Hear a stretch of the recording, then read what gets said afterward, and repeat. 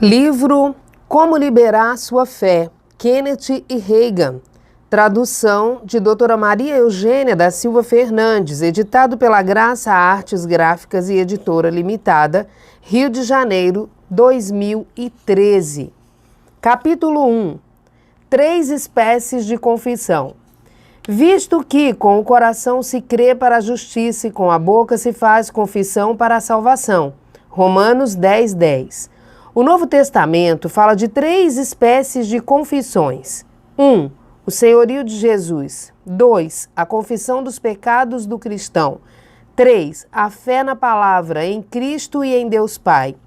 Jesus fez uma afirmação muito importante em João 16, mostrando que o pecador será convencido pelo Espírito Santo por apenas um pecado: não creem em mim. Versículo 9. João 16, de 7 a 10. Todavia digo-vos a verdade, que vos convém que eu vá, porque se eu não for, o Consolador não virá a vós, mas se eu for, enviá-lo-vo-lo-ei. E quando ele vier, convencerá o mundo do pecado e da justiça e do juízo. Do pecado, porque não creem em mim, da justiça, porque vou para meu Pai, e não me vereis mais. Quantas vezes insistimos para que o pecador confesse todos os pecados que ele já cometeu a fim de ser salvo? Mas, na verdade, a pessoa não poderia confessar todos eles, porque possivelmente não se lembraria de tudo o que já fez de errado. Não.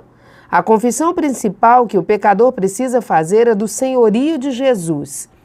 A segunda confissão mencionada no Novo Testamento é a de pecados quando o cristão está fora da comunhão com Deus. João nos adverte que, se confessarmos os nossos pecados, ele é fiel e justo para nos perdoar os pecados e nos purificar de toda injustiça. 1 João 1:9. A terceira confissão é a fé na palavra, em Cristo e em Deus Pai. Mateus 3, de 5 a 6. Então, ia ter com ele João Batista, Jerusalém e toda a Judéia e toda a província adjacente ao Jordão. E eram por ele batizados no rio Jordão, confessando os seus pecados. Essa passagem descreve que o povo, qual tinha aliança com Deus, os judeus, confessavam seus pecados e eram batizados por João. Esse não era o batismo cristão, porque Jesus nem tinha ainda morrido e ressuscitado. Além disso, João não batizava em nome do Pai, do Filho e do Espírito Santo, mas simplesmente em nome do Pai. Os crentes no tempo de João eram judeus que estavam sob a lei. Os cristãos da Nova Aliança, por outro lado, são mencionados no texto de Atos 19 e 18. Muitos dos que tinham crido vinham confessando e publicando os seus feitos. Esses eram cristãos que tinham transgredido. Não diz o que eles confessavam, mas é evidente que declaravam a Deus as artes mágicas que tinham praticado. Eles não o faziam para serem salvos, porque já tinham a salvação. Agora era mais fácil para eles mencionarem tais práticas. Certa ocasião, um missionário do Evangelho Pleno contou-me de um avivamento que aconteceu em 1956 no Brasil, onde 268 mil pessoas foram salvas e aproximadamente 100 mil foram batizadas com o Espírito Santo. No período de um ano, mais de 100 igrejas foram construídas. Isso é avivamento, especialmente quando você entende que 98% das pessoas eram católicas. O missionário disse: passei 7 anos no Brasil. Tínhamos uma pequena missão com apenas 37 alunos na escola dominical. Comecei a destinar tempo para o estudo das Sagradas Escrituras, para o jejum e oração. Mas não foram somente o jejum e oração as causas principais do avivamento. Era uma questão de eu entrar em sintonia com o plano do Altíssimo. O jejum e a oração simplesmente deram mais tempo para esperar em Deus. Enquanto esperava no Senhor, não preguei contra coisa nem pessoa alguma. Comecei a pregar sobre o que a palavra diz. Naquela ocasião, os católicos tinham uma canção a respeito do sangue, então nós o adotamos como tema do nosso cântico quando começamos a organizar as reuniões em tendas. Todas as vezes que começávamos a cantar, as pessoas pensavam que éramos católicos e então surgiam aos montes. Quando elas nos questionavam acerca da nossa denominação, dizíamos sim, mas não católicos romanos. A palavra católico significa geral e cremos que existe apenas uma igreja do Senhor Jesus. Em 1942, li um artigo em O Evangelho Pentecostal, escrito por um ministro que havia ganhado muitos católicos para Cristo. Ele dizia que evitava apontar para os católicos o fato de estarem errados sobre alguma coisa. É uma perda de tempo argumentar sobre religião. O escritor do artigo destacou: procuro encontrar algum ponto em que eu concorde com eles. Consigo a sua atenção contando-lhes, por exemplo, que creio em Maria mais do que eles. Mostro-lhes no livro de Atos a passagem em que no cenáculo ela foi cheia do Espírito Santo. Ele acrescentou: digo-lhes que segui o exemplo dela e também recebi a plenitude do Espírito Santo. Tão logo constatavam que Maria recebeu o batismo no Espírito Santo, estavam também prontos para recebê-lo. Não me atrevo a lhes dizer que eles primeiro têm de ser salvos. Simplesmente digo-lhes que se ajoelhem. Eles não se importam de se ajoelhar. Então nós oramos. Peço-lhes também que façam a oração do pecador. E então levo-os diretamente a receber o Espírito Santo e a falar em outras línguas. Na última igreja que pastoreei, visitei um lar no qual a esposa era salva, mas o marido não. Quando o convidei para a igreja, ele respondeu-me: não, eu não vou. Se eu for à igreja, poderei ser convencido. Eu disse: isso é o que queremos que faça. Ele continuou: bem, nesta manhã, à mesa do café, minha esposa perguntou-me por que não desisto disso ou daquilo para ser salvo. Ela não sabe, mas uma vez, durante semanas, abdiquei daqueles atos, porém voltei a fazê-los. Esse homem não tinha de desistir de coisa alguma para ser salvo.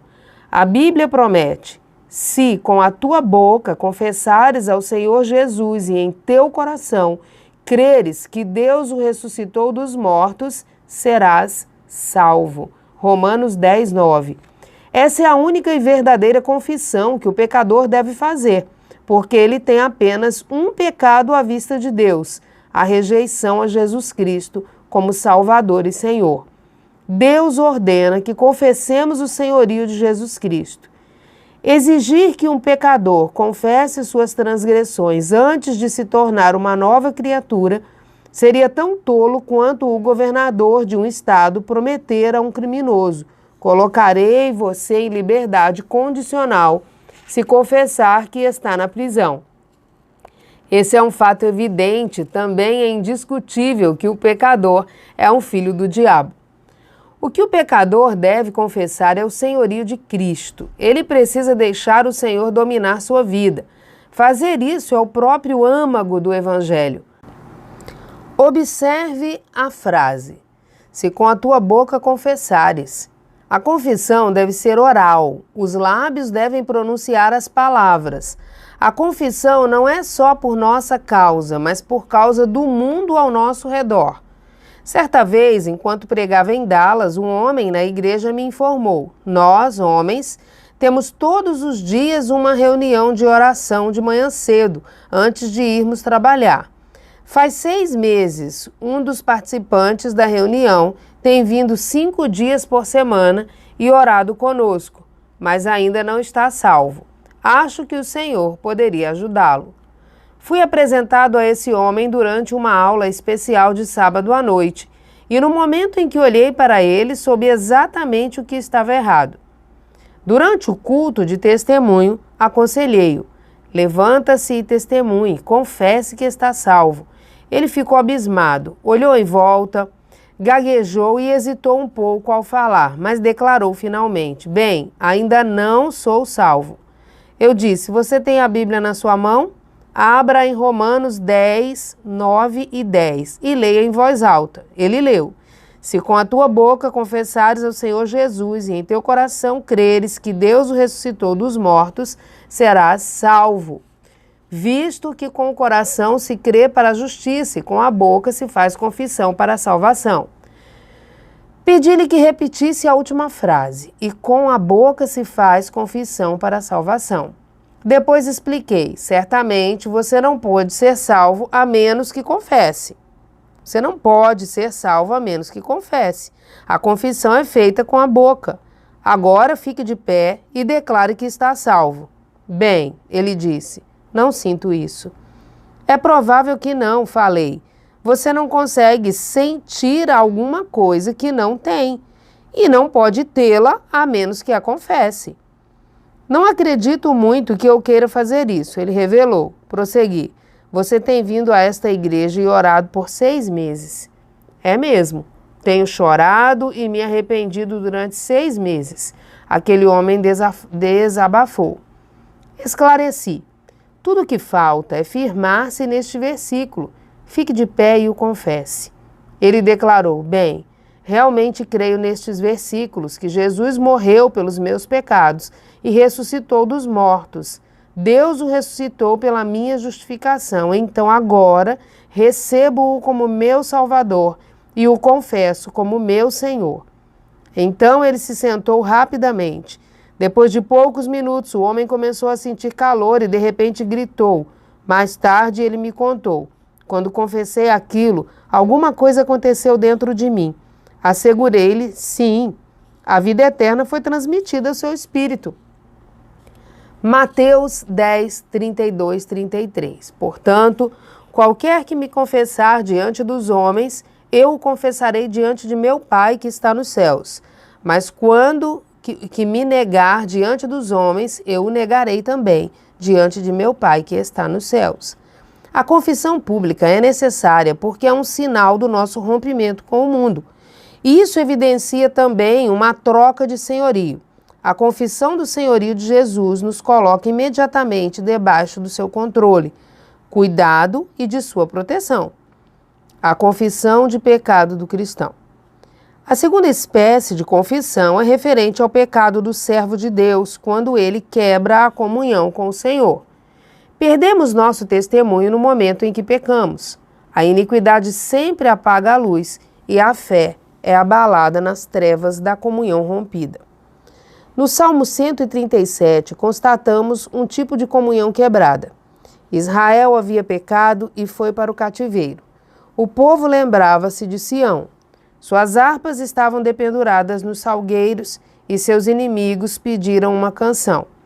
Eles clamaram, mas como entoaremos o cântico do Senhor em terra estranha? Salmos 137, 4. Não pode haver cântico de fé quando a comunhão é rompida. 1 João 1, 3 a 7. O que vimos e ouvimos, isso vos anunciamos, para que também tenhais comunhão conosco. E a nossa comunhão é com o Pai e com seu Filho Jesus Cristo. Estas coisas vos escrevemos para que o vosso gozo se cumpra. E esta é a mensagem que dele ouvimos e vos anunciamos, que Deus é luz e não há nele treva nenhuma. Se dissermos que temos comunhão com ele e andarmos em trevas, mentimos e não praticamos a verdade. Mas se andarmos na luz, como ele na luz está, temos comunhão uns com os outros, e o sangue de Jesus Cristo, seu Filho, nos purifica de todo pecado. Note que o vocábulo comunhão é mencionado 4 vezes nesses versículos. Essas palavras não foram escritas para o pecador, mas dirigidas ao servo de Deus, por 2 razões. Primeira, como advertência contra a comunhão quebrada, e segunda, para mostrar o caminho de volta à união com o Pai. O Senhor diz em sua palavra que estaremos mentindo se dissermos que temos comunhão com ele e andamos em trevas. Mas garante, se confessarmos os nossos pecados, ele é fiel e justo para nos perdoar os pecados e nos purificar de toda a injustiça. 1 João 1,9. Quando pecamos, temos consciência disso. Possuímos um monitor que nos permite saber quando agimos errado. Caso contrário, não viveríamos tentando sempre encontrar algo que nos condene, quando sempre achamos alguma coisa que nos acuse e assim roubamos de nós mesmos a fé. Ao errarmos de alguma forma, não precisaríamos esperar, mas deveríamos confessar imediatamente: Senhor, errei, perdoa-me. Ele sempre perdoa para que possamos permanecer em comunhão com Ele. No momento em que confessamos nossos delitos a Deus, Ele nos absolve e podemos ficar em Sua presença como se nunca tivéssemos errado. Não precisamos confessar nossas faltas por vezes seguidas, pois isso constrói a fraqueza, a dúvida e a consciência de pecado dentro do nosso espírito. Se confessamos nossa transgressão uma vez, Ele nos perdoa e esquece o mal que fizemos. Então devemos esquecê-lo também. Deus nos faz conhecer em Sua palavra. Eu mesmo, sou o que apaga as tuas transgressões por amor de mim e dos teus pecados não me lembro. Isaías 43, 25. Ele não tem lembrança alguma das coisas que quebraram a nossa comunhão, então por que deveríamos ter? Não é o Senhor que nos condena, é Satanás que tenta levar vantagem sobre nós. No texto de Hebreus 8,12 lemos: porque serei misericordioso para com as suas iniquidades, e de seus pecados e de suas prevaricações não me lembrarei mais. Tenho ouvido as pessoas murmurarem: não sei se o Senhor irá curar-me. Eu errei e pequei, porém Deus prometeu: serei misericordioso para com as suas iniquidades, e de seus pecados e de suas prevaricações não me lembrarei mais. Se pediu ao Pai Celeste que lhe perdoasse, Ele não se lembra de que você alguma vez agiu errado. Em outras palavras, o cristão deve estar desejoso de perdoar a si mesmo, exatamente como o Pai o faz. Muitas pessoas têm sido roubadas na fé porque não querem perdoar a si mesmas. Elas se mantêm em um estado de condenação e isso lhes rouba a fé. Observe a passagem de Tiago 5, 14 e 15. Está alguém entre vós doente? Chame os presbíteros da igreja e orem sobre ele, ungindo-o com azeite em nome do Senhor. E a oração da fé salvará o doente, e o Senhor o levantará. E se houver cometido pecado, serão-lhe perdoados. Ao usar esses textos para ensinar sobre cura divina, deixamos algumas vezes de ler aquela última frase: a oração da fé salvará o doente, e o Senhor o levantará.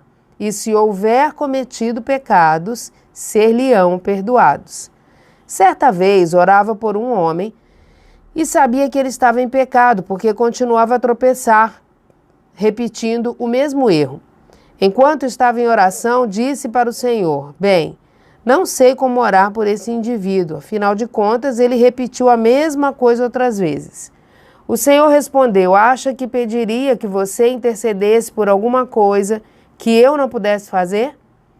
O apóstolo Pedro perguntou: Senhor, até quantas vezes pecará meu irmão contra mim e eu lhe perdoarei? Até 7? Mateus 18, 21.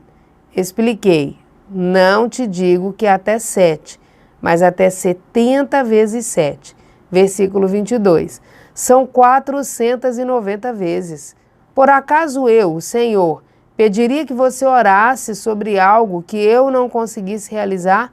Então compreendi. Não, isso seria injusto e tu não és injusto. Jesus declarou: eu perdoarei aquele homem. Quanto a você, siga em frente e rogue por ele.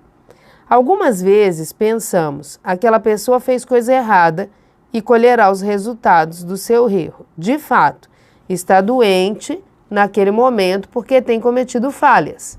Em outras ocasiões, a comunhão interrompida com o Senhor causará doença, mas Deus garante: e se houver cometido pecados, ser-lhe-ão perdoados.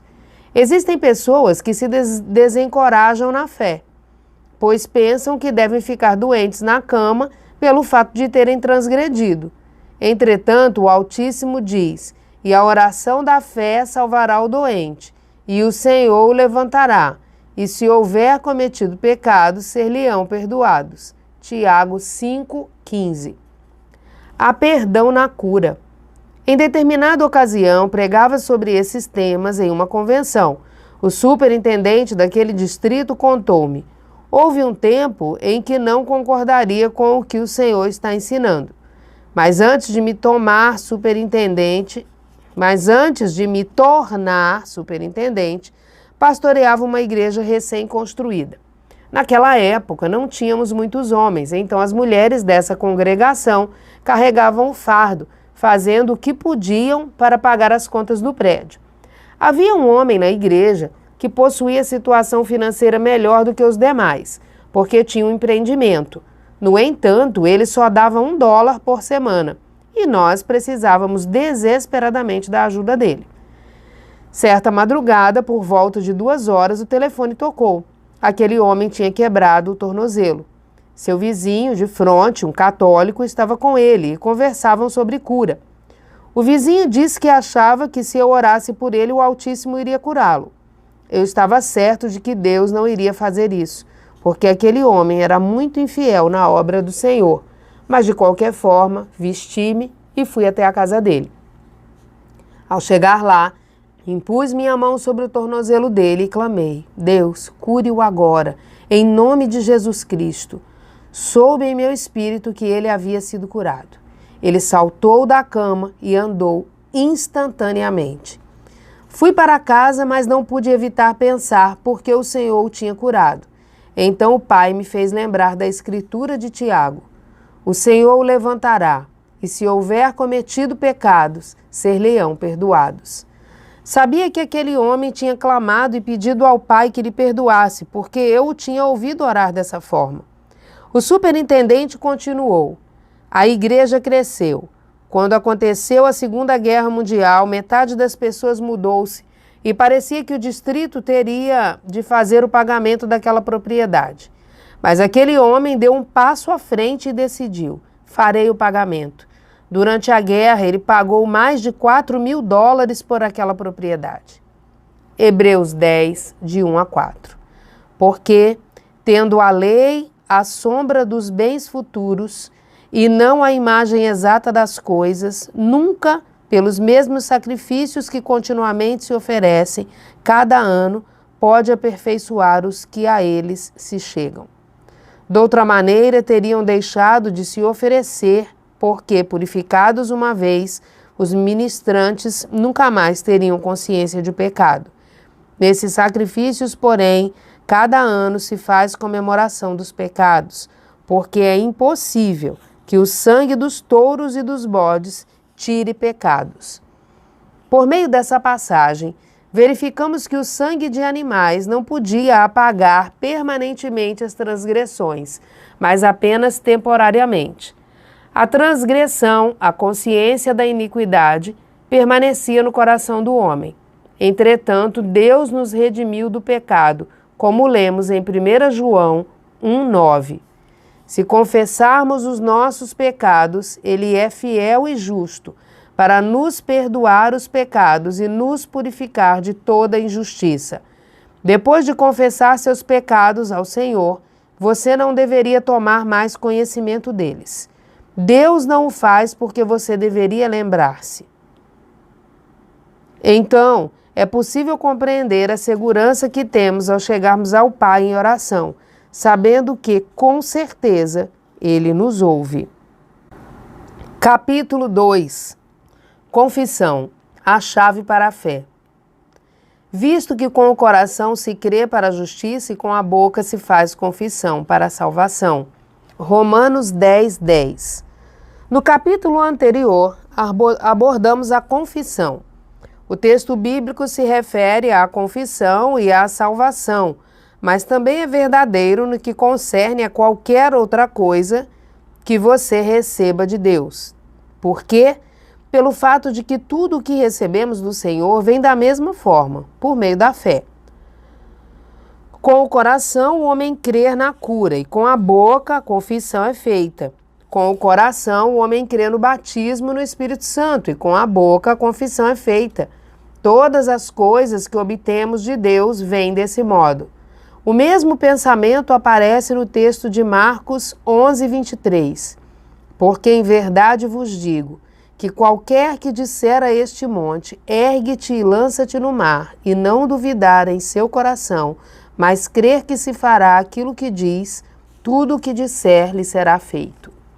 No texto citado, Jesus menciona o crer uma vez e a confissão, ou dizer algo, 3 vezes. Quando certa vez o Senhor falou comigo sobre isso, ele disse: você tem de pregar 3 vezes mais sobre a parte do falar do que sobre a questão do crer, porque as pessoas não estão falhando em crer, mas no falar, ou seja, na confissão. Em lugar algum da Bíblia há o ensino de que se alguém crer somente em seu coração terá uma resposta. A palavra orienta que se crermos com o coração e declararmos com a boca, obteremos o que declararmos. Romanos 10, 8 diz, mas que diz, a palavra está junto de ti, na tua boca e no teu coração. Esta é a palavra da fé que pregamos. Note que a palavra da fé deve estar em sua boca, assim como em seu coração. Poucos cristãos têm reconhecido o lugar que a confissão ocupa na vida deles.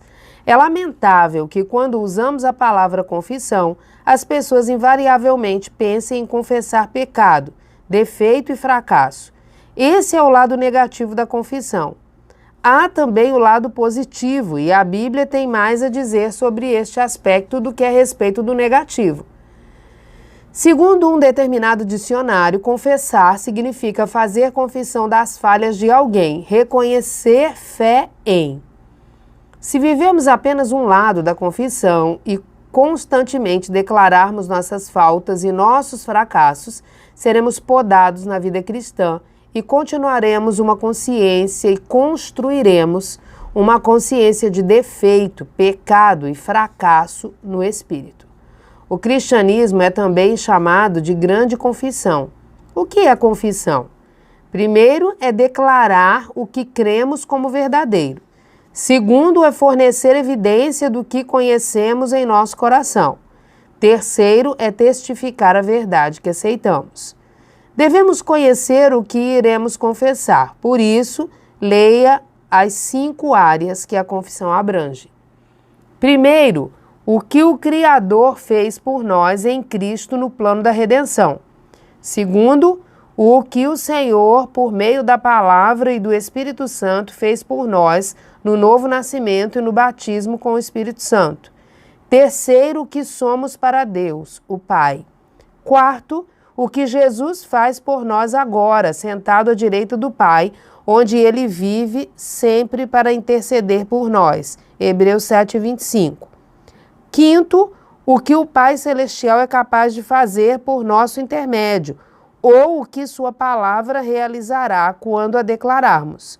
Não é possível confessar coisas das quais não se tenha conhecimento.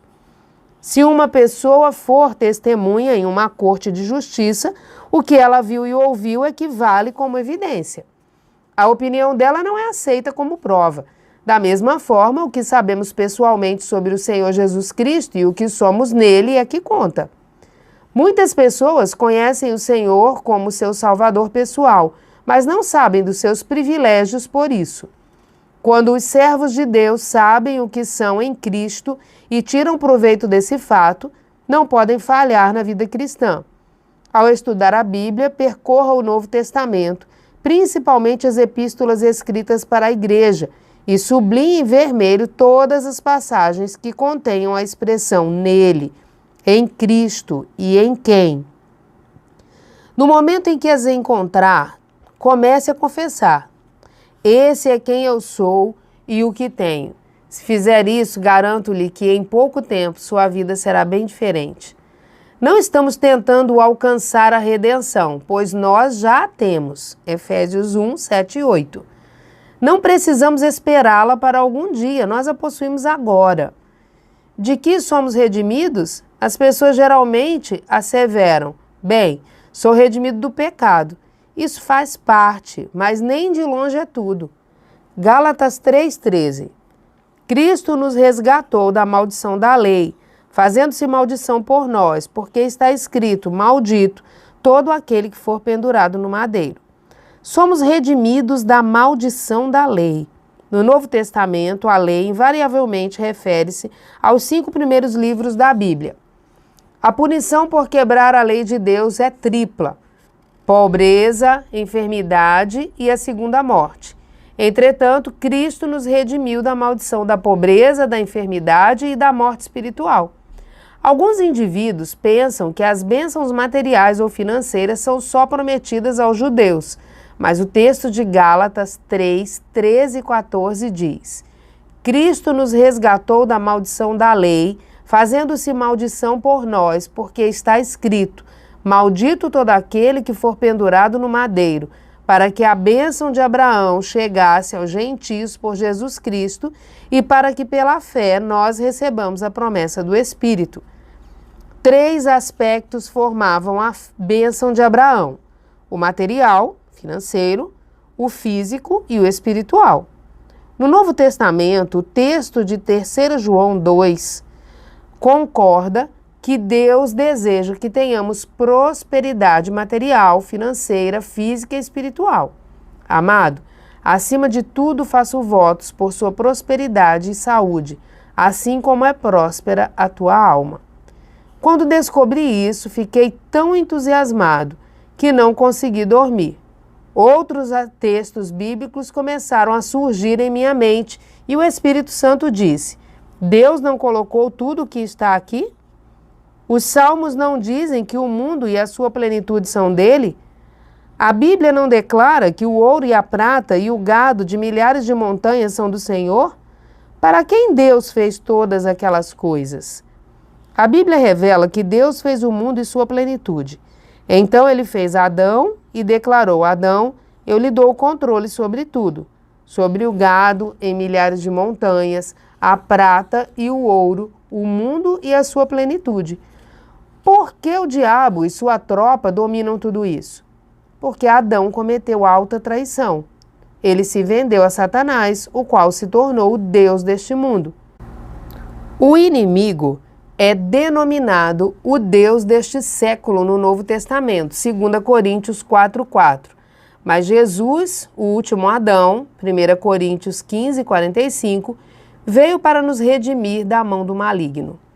Romanos 5:17 diz: Porque, se pela ofensa de um só a morte reinou por esse, muito mais os que recebem a abundância da graça e do dom da justiça reinarão em vida por um só, Jesus Cristo.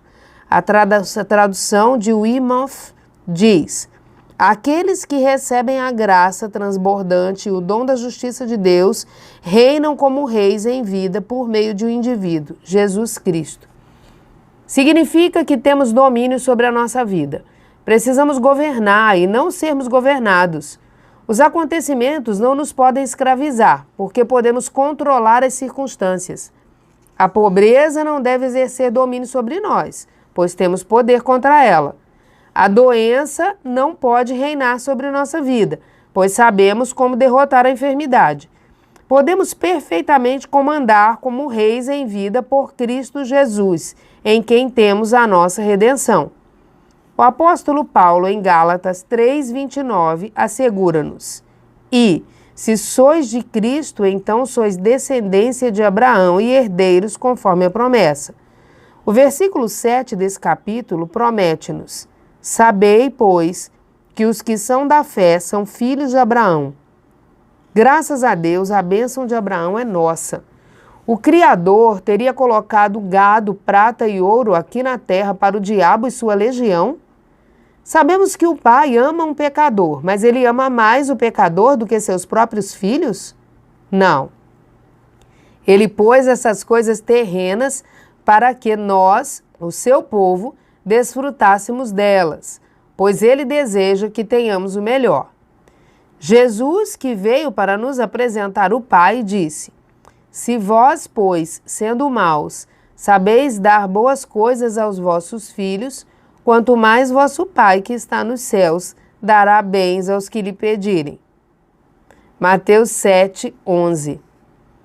Quantos de vocês, pais, desejam que os filhos passem a vida doentes e aflitos ou sem dinheiro suficiente? Não há quem deseje isso para os filhos. Deus nos sustenta em Cristo Jesus. Certa ocasião, o Senhor disse: não orei mais por dinheiro. Você tem autoridade pelo meu nome. Já coloquei ouro, prata e gado em milhares de montanhas. Em vez de orar para que eu faça algo, diga simplesmente: Satanás, tire suas mãos do meu dinheiro. Reivindique acerca do que você precisa. Eu perguntei: mas como faço isso, Senhor? O mestre respondeu: se precisar de $200 essa semana, diga: Satanás, tire suas mãos do meu dinheiro. Eu reivindico $200 esta semana. Com temor e tremor, tentei fazer isso. Deus tolerará uma pequena incredulidade quando você não souber direito as coisas. Depois de um tempo, entretanto, ele espera mais de você. Quando cheguei à seguinte igreja que ia pregar, disse: Senhor, se eu conseguir o que preciso, esse princípio terá de funcionar, porque da última vez em que preguei aqui, eles só me deram cerca de $60 por semana. Reivindicarei pela fé uma quantia a qual sei que eles achariam impossível. Nunca se limite crendo apenas no possível, mas também no impossível. Então exigi: Satanás, tire suas mãos do que é meu. Reivindico $150 esta semana. Era para eu ficar lá somente uma semana, mas quando percebi, estava ali havia 10 dias. Então disse: Senhor, estou reivindicando $200 por esses 10 dias. E ordenei: Satanás, tire suas mãos do meu dinheiro. Até esse ponto, estava totalmente sem dinheiro. Porém, quando o pastor recolheu a oferta, recebi $240. Depois disso, quando voltei para as igrejas onde tinha estado antes, preguei-lhes sobre prosperidade e recebi 2 vezes mais daquelas igrejas do que da primeira vez, somente usando essa palavra. Graças a Deus, não estou debaixo de maldição, porque Jesus me libertou. Como diz o coro: no lugar da doença tenho saúde, da pobreza riqueza, pois Jesus me resgatou. Capítulo 3. Uma confissão positiva. Porque em verdade vos digo que qualquer que disser a este monte, ergue-te e lança-te no mar, e não duvidar em seu coração, mas crer que se fará aquilo que diz, tudo o que disser lhe será feito. Marcos 11, 23. Você sempre perceberá se a crença de uma pessoa está certa ou errada pelo que ela fala. Caso a confissão dela esteja errada, sua crença também não estará correta. Se a crença dela for equivocada, seu pensamento não estará certo. Quando o pensamento dela estiver errado, é porque sua mente não foi renovada com a palavra de Deus. Nunca entendi como alguém poderia pensar que é capaz de conseguir a ajuda do Pai estando separado da sua palavra. O Senhor se move de acordo com sua palavra. Deveríamos tratar a Bíblia com a mesma reverência com que trataríamos Jesus se ele estivesse aqui em carne. Uma vez, quando pregava em uma certa cidade, um pastor de uma outra denominação chamou o pastor que me hospedava. Eu estava na sala quando isso aconteceu e pude ouvir cada palavra que eles diziam. O homem estava reclamando do sermão que eu fizera na noite anterior. O pastor que me recebera disse: bem, está tudo na palavra, eu o segui e é a Bíblia. O outro pastor argumentou: não cremos daquela forma. Bem, você não crê na Bíblia, então, disse o meu amigo. O outro ministro falou: tenho pregado do meu jeito há 25 anos e, certo ou errado, com a Bíblia ou sem ela, vou continuar assim. Na reunião seguinte, uma das professoras da escola bíblica dominical teve os seus sentimentos feridos por algo que o irmão do pastor tinha pregado. Ela começou a reclamar com o pastor sobre isso. Uma vez ela telefonou para ele às 3 horas da madrugada. Ela também o procurou por causa do meu sermão. Perguntou: irmão, o senhor estava dormindo? Ele disse: com certeza, irmã. É a hora que toda pessoa normal está. Ela falou: o senhor concordou com o que o irmão Reagan disse no sermão? Certamente, ele respondeu. Já lhe disse várias vezes de maneira clara que é o que diz a palavra de Deus. e sonolento, como estou agora, poderia mencionar-lhe 25 textos bíblicos concernentes a isso. Quantos a senhora poderia citar? Bem, nenhum, ela falou, mas simplesmente não aceito. Ele insistiu, eu lhe digo que é bíblico e quero que deixe de me telefonar pela madrugada. Não é necessário. Talvez a senhora não consiga dormir, mas eu consigo e não posso acrescentar mais qualquer coisa que já não tenha dito anteriormente. Se a senhora não aceita o que está na Bíblia, então não há como ajudá-la. Ela replicou, tenho ensinado na escola dominical por 21 anos e sempre de maneira diferente. Criei meus filhos dizendo que a palavra de Deus ensina desse jeito e com Bíblia ou sem Bíblia continuarei assim. O Senhor nos deu sua palavra para endireitarmos nossa maneira de pensar. Se o meu pensamento não estiver de acordo com a palavra de Deus, seguramente mudarei minha maneira de pensar. Sempre que a palavra confissão é usada, pensamos em pecado e fracasso, mas esse é somente o lado negativo. Existe também o aspecto positivo e a Bíblia tem mais a dizer sobre isso do que a respeito do negativo. Confessar, como mencionamos anteriormente, é afirmar algo em que cremos. Deus opera por nosso intermédio, quando declaramos sua palavra. Jesus disse, ensinai, Mateus 28:19. Podemos transportar a palavra de um lado para outro, mas se não a expressarmos, não realizaremos coisa alguma e nossas orações serão inúteis. Se alguém estivesse perdido, por exemplo, você desperdiçaria o seu tempo orando a Deus para salvá-lo, se a Bíblia não for ministrada para ele.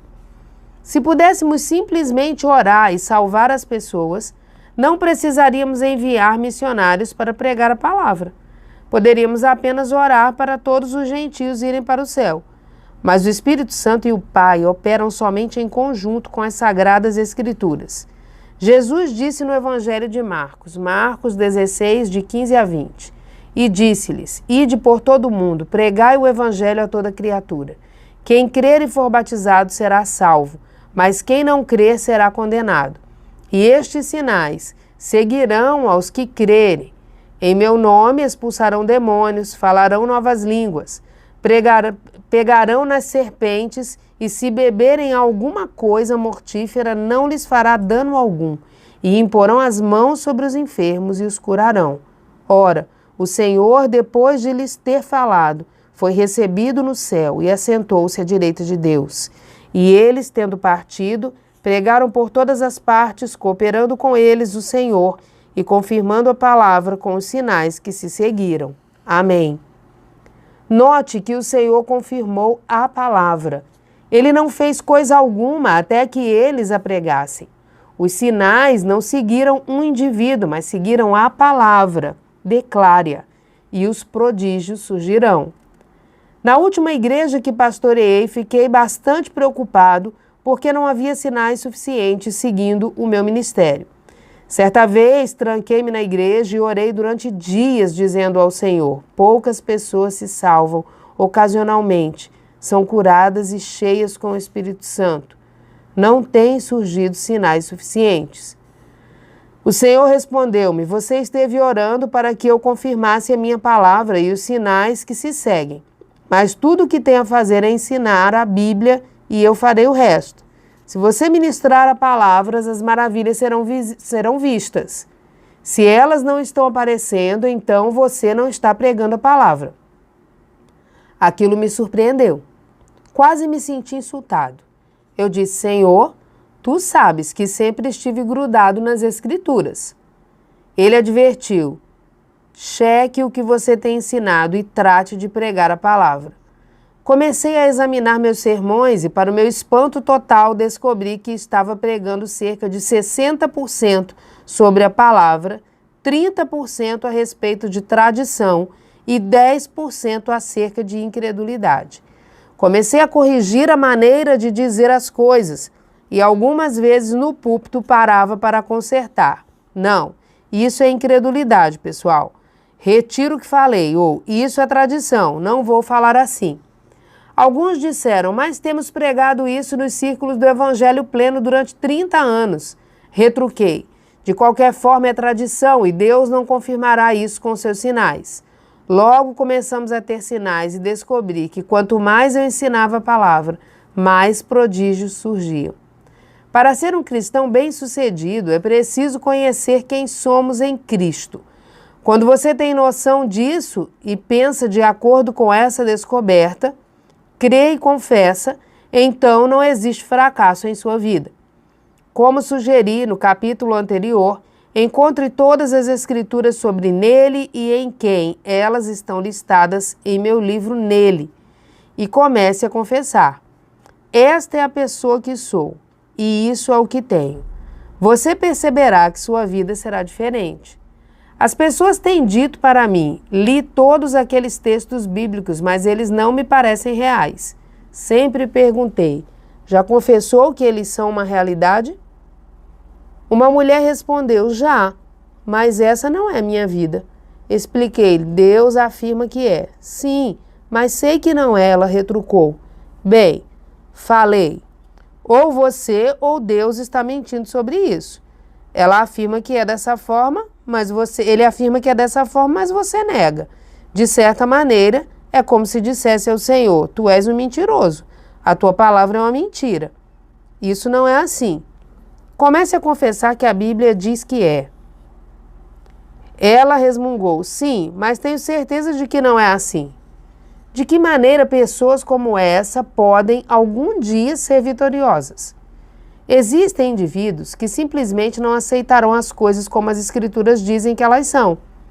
Alguns não creram nem mesmo quando acontecer algo. Crer é pensar de acordo com a palavra de Deus. Confessar, afirmar, testemunhar o que a Bíblia diz é o que conta. Isso é o que fará você vencer. Há textos bíblicos que não contêm o nele, em quem ou em Cristo. Contudo, mostram também o que temos nele. Por exemplo, Colossenses 1,13. Revela. Ele nos tirou da potestade das trevas e nos transportou para o reino do Filho do seu amor. Nele somos libertos da autoridade das trevas, porque a palavra ele, nesse versículo, refere-se a Deus. Lemos ainda em 1 João 4,4. Filhinhos, sois de Deus e já os tendes vencido, porque maior é o que está em vós do que o que está no mundo. O equivalente a essa mensagem no Antigo Testamento encontra-se em Isaías 41:10. Não temas, porque eu sou contigo. Não te assombres, porque eu sou teu Deus. Eu te esforço, eu te ajudo e te sustento para a destra da minha justiça. No Novo Testamento, lemos em Romanos 8:31. Que diremos, pois, a estas coisas? Se Deus é por nós, quem será contra nós? Essa é a melhor razão para não termos medo, porque Ele está conosco e em nós. Algumas vezes, tentando ajudar as pessoas, costuma-se dizer: a hora mais escura é um pouquinho antes do amanhecer, ou não se preocupe, amanhã tudo estará melhor. Mas Deus nos dá o melhor motivo do mundo para não temermos. Lemos sempre na palavra de Deus, não temas, o Altíssimo enviou uma mensagem pelos profetas, não temas. Jesus disse a Jairo quando ele soube que sua filha tinha morrido, não temas, crê somente.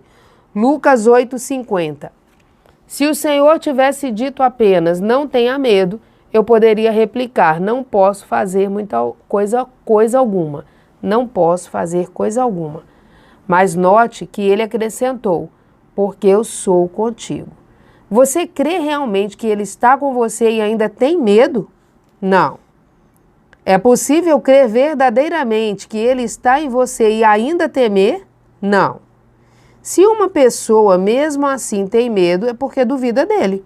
Sim, alguém poderia dizer, mas você não entende, sou muito fraco. O Todo-Poderoso afirma, eu te fortalecerei. Sim, mas você simplesmente não entende, sinto-me tão desamparado. O Pai Celestial confirma, eu te ampararei. Bem, ore por mim para que eu seja fiel até o fim. Deus diz, eu te sustentarei. Graças a Deus, já conseguimos a nossa resposta. Não temas, porque eu sou contigo. Isaías 41:10a. A nossa confissão, portanto, pode ser: Deus está comigo. Maior é que está em vós do que o que está no mundo. 1 João 4,4b. Podemos dizer sem medo, Deus está em mim agora. Talvez você esteja enfrentando uma dificuldade que pareça impossível de resolver. Em vez de dizer quão difícil é essa tarefa, olhe para o Senhor e diga, Deus está em mim agora. A confissão de fé fará com que o Pai opere em seu favor.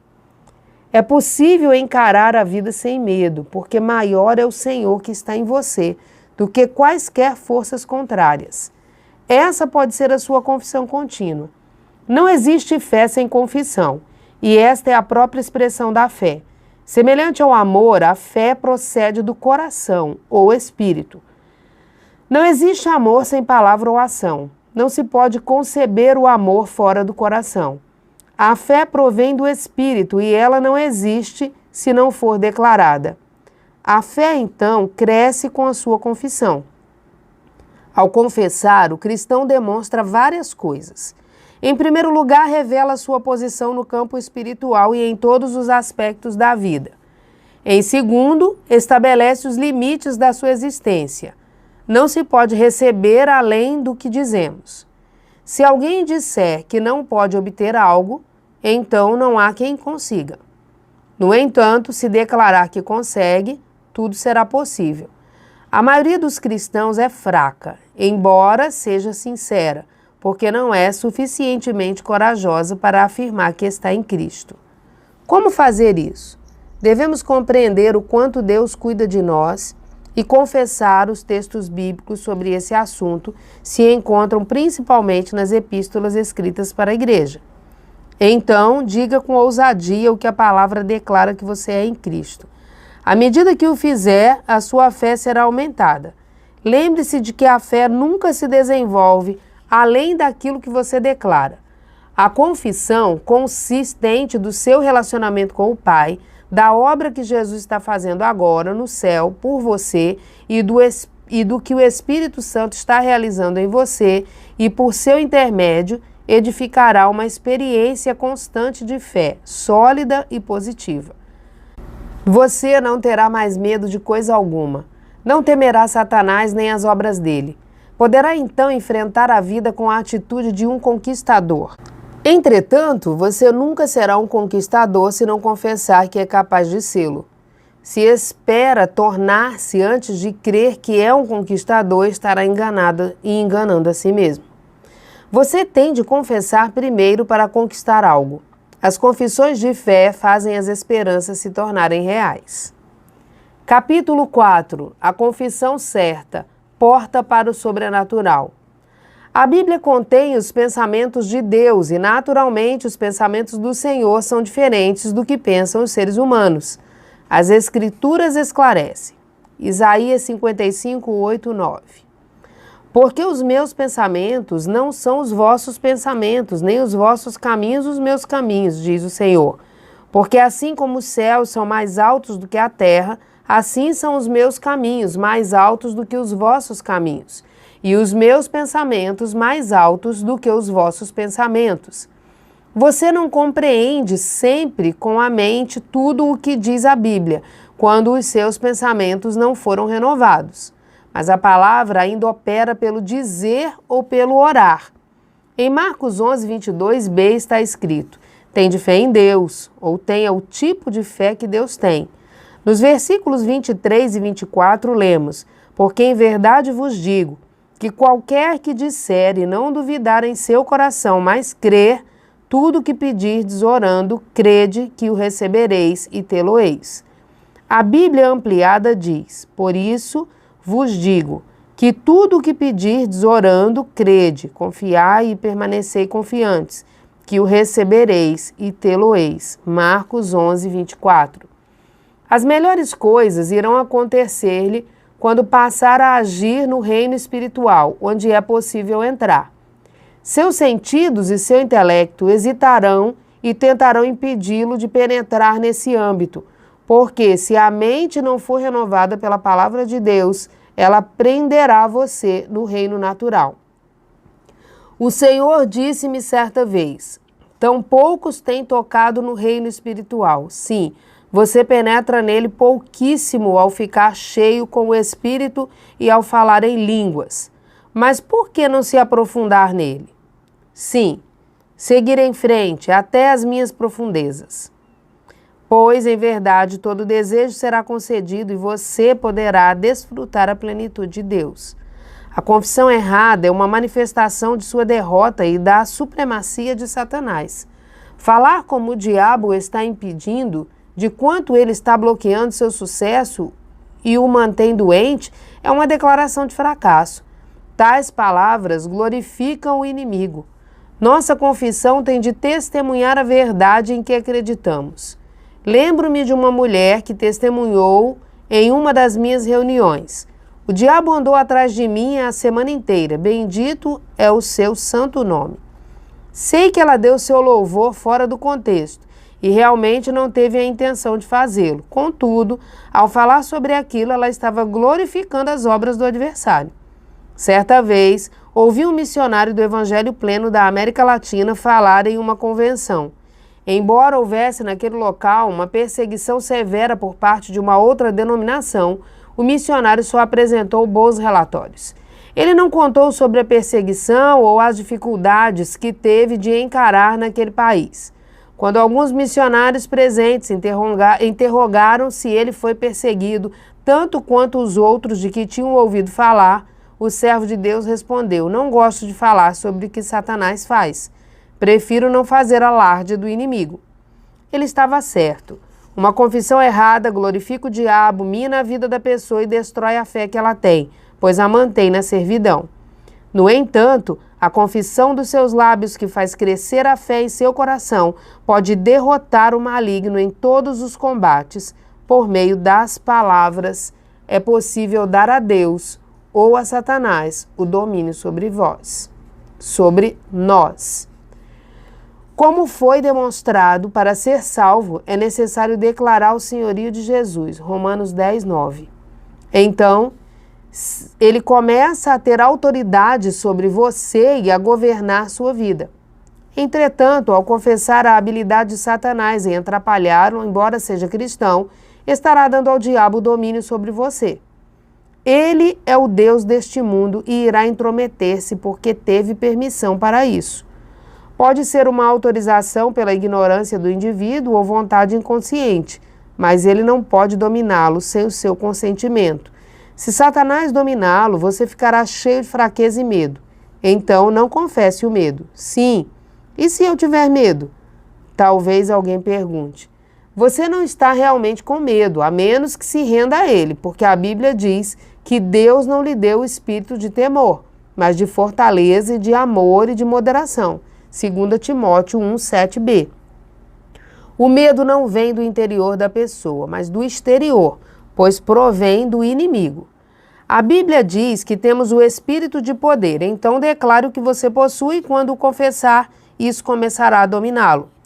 Na verdade, as pessoas podem ficar enfermas tanto mental quanto fisicamente, e Deus pode curar doenças mentais e físicas. Porém, devemos aprender a nos levantar contra o inimigo, conforme a palavra nos instrui. Resisti ao diabo e ele fugirá de vós. Tiago 4, 7b.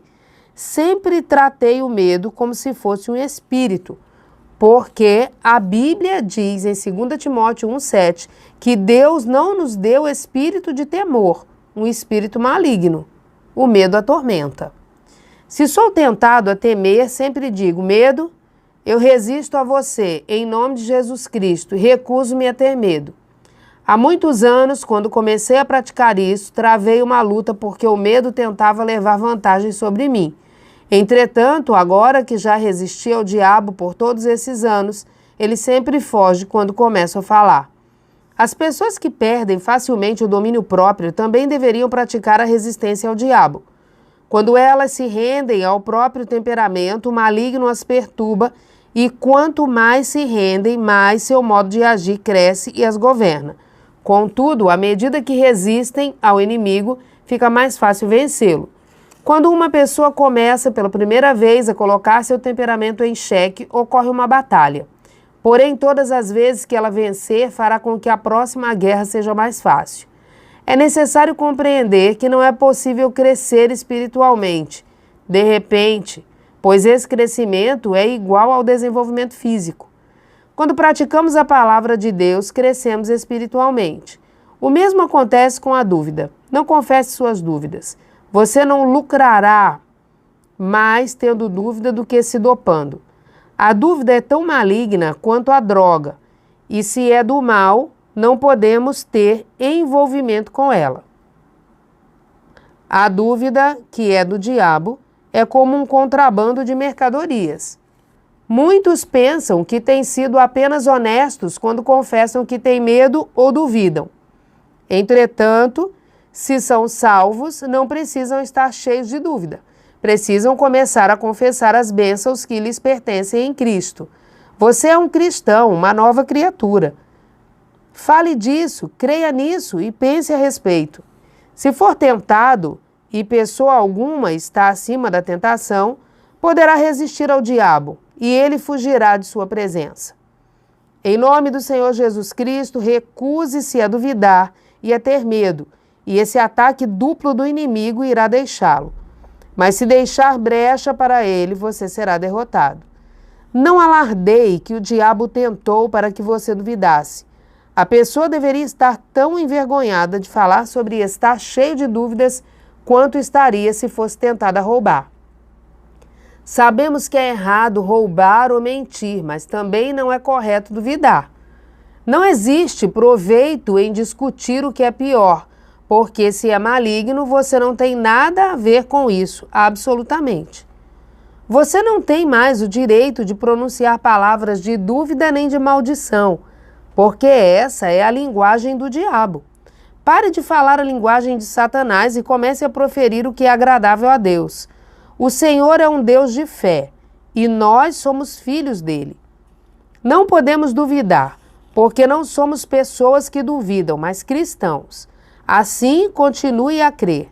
Lembre-se, confessar a habilidade de Satanás de tentar impedir o seu sucesso dará a ele o controle sobre sua vida. A declaração das suas incertezas aumenta o domínio delas sobre você e suas dúvidas tornam-se mais fortes. A confissão do medo faz com que este domine a pessoa e seus receios fiquem mais fortes. O indivíduo fica cada vez mais sob a escravidão do inimigo. Mas quando confessamos ousadamente pela palavra de Deus, o cuidado e a proteção do Pai para conosco, escapamos da influência satânica. Note que, quando você confessa suas dúvidas, seus medos, suas fraquezas e doenças, declara abertamente que a palavra de Deus não é verdadeira. Contudo, a Bíblia revela-nos que pelas feridas de Cristo fomos curados. 1 Pedro 2, 24. Você continuará doente se afirmar que ainda tem doenças, em vez de confessar que o Senhor Jesus já as levou.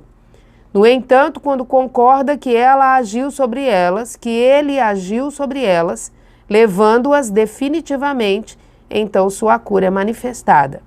Frequentemente, aceitamos o testemunho dos nossos sentidos em vez de aceitarmos a palavra de Deus. O que revelam as Sagradas Escrituras? Você pode fazer essa pergunta sobre qualquer assunto. O que diz a Bíblia sobre a enfermidade? Ele tomou sobre si as nossas enfermidades e levou as nossas doenças. Mateus 8, 17b. Sua vontade e sua fé têm ligação com sua cura. Se não crê ou não deseja ser restaurado, Deus não força a cura. Você tem participação no seu pleno restabelecimento. O Senhor não ignora a sua vontade. Vamos olhar para isso do ponto de vista natural. Os médicos não podem ajudar uma pessoa sem a cooperação dela. Eles podem passar uma receita, mas se o paciente se recusar a tomar o remédio, isso não irá ajudá-lo. Se um profissional da área da saúde não pode socorrer o enfermo sem a cooperação dele, como poderá o médico celestial ajudá-lo? Deus tem certas leis pelas quais opera, e até aqueles para quem ele dá um ministério de cura não forçam a restauração de pessoa alguma. Aqueles pelos quais eles têm orado devem cooperar. Alguns têm achado que se alguém fizer a oração da fé por eles, serão curados, quer creiam ou não. Se você recebesse a cura dessa forma, a fé não seria permanente. Tenho visto pessoas curadas temporariamente, mas saiba que, para uma ajuda permanente, a própria pessoa tem de agir pela fé que possui. É preciso praticar a palavra de Deus para que ela funcione. Enquanto você mantiver uma confissão de fraqueza, enfermidade e dor, ainda terá esses problemas. Talvez você procure algum servo de Deus que faça a oração da fé, mas não haverá resultado porque a sua incredulidade destruirá os efeitos da fé. É verdade, entretanto, que os bebês na fé podem ser carregados por um tempo pela fé que outra pessoa possui, mas chega o tempo de ficar por conta própria. É por isso que alguns recebem a cura e a perdem logo depois. Em muitos casos, foram sarados na presença da fé exercida por outros em uma grande reunião, por exemplo. Mas quando agiram por si mesmos, Satanás aproveitou-se da incredulidade deles e a enfermidade retornou. Muitas pessoas não conseguem crer porque quando oram, clamam sem fé alguma. Como? Elas trazem à memória todos os seus pecados e erros e não têm absolutamente qualquer fé, porque se deixaram prender debaixo da condenação quando fizeram a confissão errada. O cristão que sempre fala de seus pecados e fracassos está continuamente consciente deles. Mas a Bíblia diz que, se confessarmos os nossos pecados, Ele é fiel e justo para nos perdoar os pecados e nos purificar de toda injustiça. 1 João 1,9. Por que teríamos de lembrar continuamente a nós e aos outros as transgressões e os insucessos que Deus já perdoou e esqueceu? Depois de confessar ao Senhor, é como se nunca tivéssemos pecado. Se o Pai não tem qualquer lembrança do que aconteceu, por que deveríamos ter? Também não é sensato fazê-lo lembrar, porque Ele já nos disse que não devemos recordar alguma coisa errada que tenhamos feito. O que você deveria confessar? O que Deus diz com relação ao seu erro. Declare que Ele já lhe perdoou, purificou e esqueceu-se de sua iniquidade. Confesse: obrigado, Deus, estou esquecendo também. Levanto-me em sua presença como se nunca tivesse errado. Se o diabo tentar trazer algum pecado à sua mente, diga: sim, fiz isso e estava errado, mas o texto de 1 João 1,9 diz: se confessarmos os nossos pecados, Ele é fiel e justo para nos perdoar os pecados e nos purificar de toda injustiça. Ele me perdoou e eu lhe agradeço por isso. No princípio, a pessoa poderá não sentir coisa alguma, mas de qualquer maneira deverá praticar.